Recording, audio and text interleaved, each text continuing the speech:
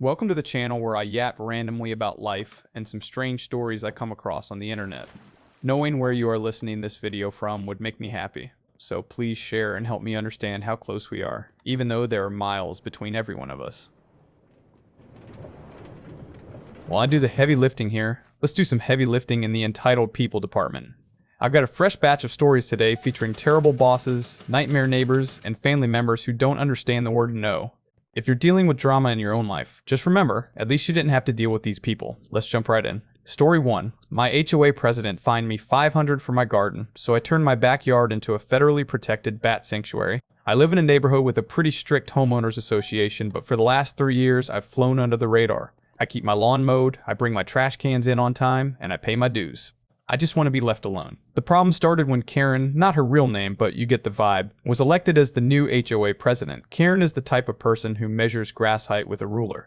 Her first target was my flower bed. I've spent years cultivating a pollinator garden with native wildflowers. It's beautiful, low maintenance, and great for bees. But apparently Karen thought it looked messy and unconventional. She started sending me warning letters, claiming my garden violated the clause about maintaining a uniform aesthetic. I wrote back explaining that these were native species and actually saved water, which is encouraged by our state guidelines. She didn't care. 2 weeks later, I came home to find a fine for $500 taped to my door and a threat that if I didn't remove the weeds within 72 hours, the HOA would hire a landscaper to bulldoze it and bill me for the cost. I tried to attend the monthly meeting to appeal the fine. Karen literally cut off my microphone mid-sentence and said, "Rules are rules. If you can't afford to follow them, maybe you can't afford to live here."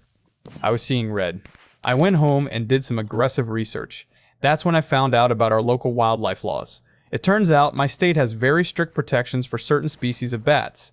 If an endangered bat takes up residence on your property, it is illegal to disturb their habitat. You can't build near it, you can't make excessive noise, and you certainly can't bulldoze the vegetation that supports their food source. So, I went on Amazon and bought 3 high-quality bat houses.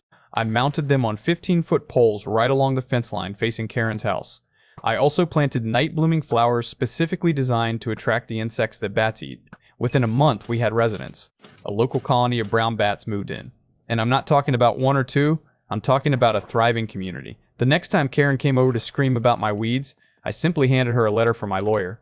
It stated that my property was now a habitat for a protected species, and that any attempt by the HOA to alter the landscaping or disturb the bats would result in a report to the Department of Fish and Wildlife, which carries federal fines of up to $50,000 per offense. Karen turned purple. She tried to argue that the bat houses were unsightly structures, but our HOA bylaws didn't have any specific rule against bird or bat houses. The best part? The bats eat all the mosquitoes, so my yard is bug-free. However, because the bat houses face Karen's property, she now deals with the guano smell if the wind blows the wrong way, and she can't do a single thing about it. She resigned as president 2 months later because the stress was too much.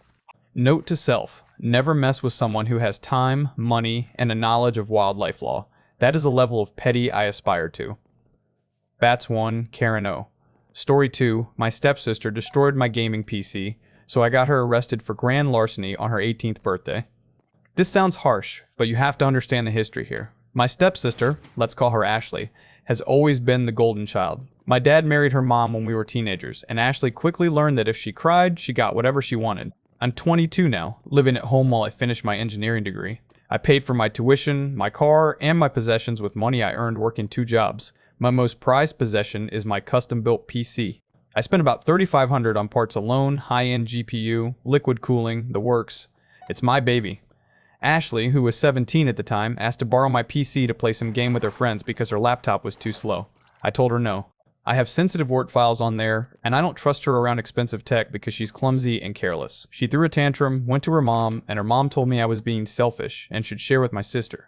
I stood my ground and installed a biometric lock on the door to my room. Last weekend, I went on a camping trip with some friends. While I was gone, Ashley decided she wasn't going to take no for an answer. She apparently tried to pick the lock on my door, failed, and then literally took a hammer to the doorknob until the wood splintered and the door opened. When she couldn't figure out my password to log in, she got frustrated. Instead of just leaving it alone, she decided if she couldn't use it, nobody could. She poured a 32-ounce cup of sugary iced tea directly into the top vents of my tower while it was running. I came home Sunday night to a broken door and a fried PC. The motherboard, the GPU, the power supply, everything was sticky and ruined. The smell of burnt sugar and ozone was nauseating. I confronted Ashley and she just laughed. She said, "Oops, I spilled something. Maybe you shouldn't have locked me out." Her mom offered me $200 and told me to stop being dramatic and that it was just a computer toy. Here is where the timing comes in. Ashley turned 18 the following Tuesday. I didn't say a word. I didn't yell. I just took photos of the damage, the door, and the receipts for every single component in that machine. I got a repair shop to write a formal statement that the damage was malicious and irreparable. The total damages, including the door, came to just over $4,000.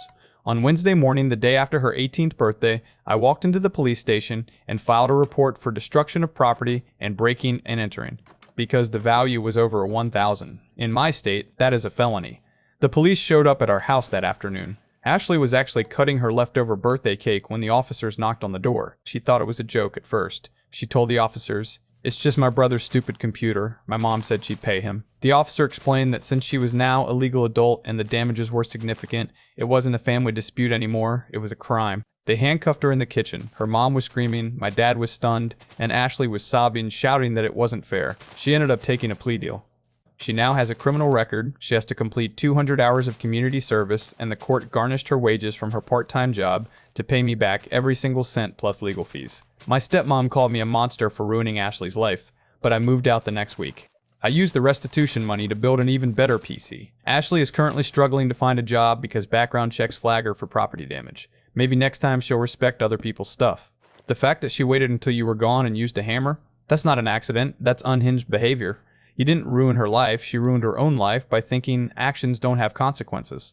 Let's keep this momentum going. We've had environmental revenge and legal revenge, but sometimes the best revenge is just letting someone dig their own grave at work. This next story is a masterclass in malicious compliance. Story 3. My boss banned all personal items at her desks, so I made the office look like a prison cell. I work in a call center for a logistics company. It's a stressful job, but the one thing that made it bearable was that we were allowed to personalize our cubicles. People had photos of their kids, small plants, fun calendars, and stress balls. It gave the place some life. Then we got Gary. Gary was hired as the new floor manager to optimize productivity. Gary was the definition of a micromanager. He walked around with a clipboard, timing our bathroom breaks and measuring the distance between our chairs and our desks. Last month, Gary decided that personal clutter was distracting us from our metrics.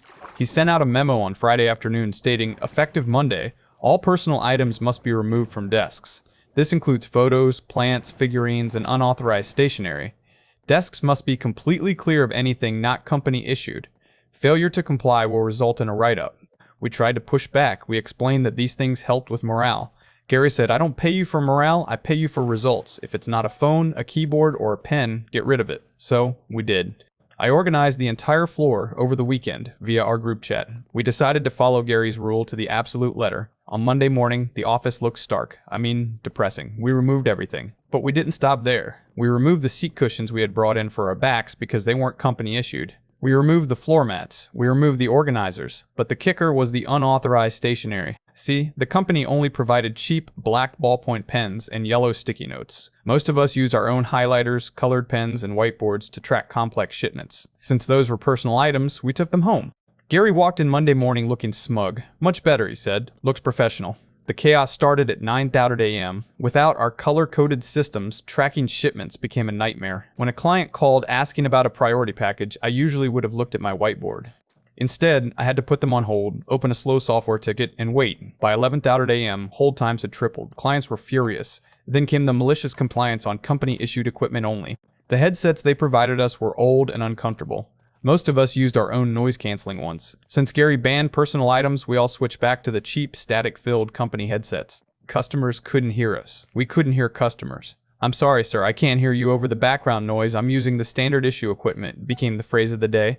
Gary was running around sweating. Why are the call times so high? Why is the queue backed up? I raised my hand.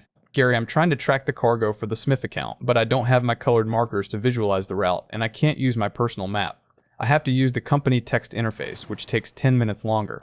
By Wednesday, the VP of Operations came down to the floor because 2 major contracts had threatened to cancel due to incompetence and poor communication. He walked onto the floor and saw a gray, lifeless room with miserable employees struggling with broken equipment.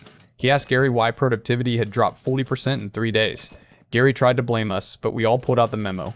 We are just following the clean desk policy, sir. The VP looked at the memo, looked at the chaos, and looked at Gary. He ripped the memo off the wall and told Gary to his face, "Stop fixing things that aren't broken."